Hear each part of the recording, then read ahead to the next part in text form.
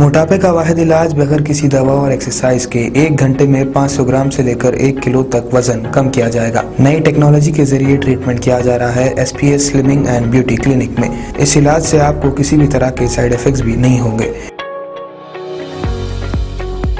Colour improvement, pimples और dark circles के लिए भी आप आ सकते हैं SPS slimming and beauty clinic, Hyderabad, Abids beside Agarwala sweet house. Screen पर दिए गए नंबर्स पर कॉन्टैक्ट करें।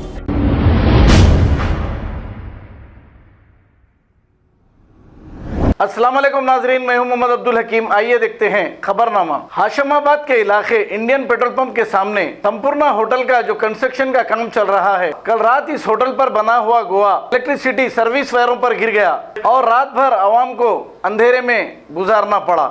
आइए देखते हैं ये रिपोर्ट।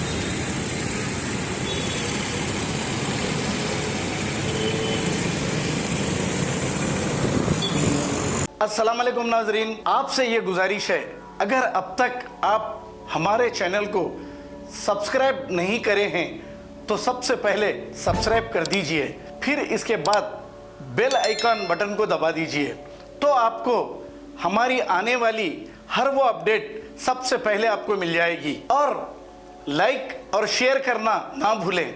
7H न्यूज़, सिर्फ आपकी आवाज़।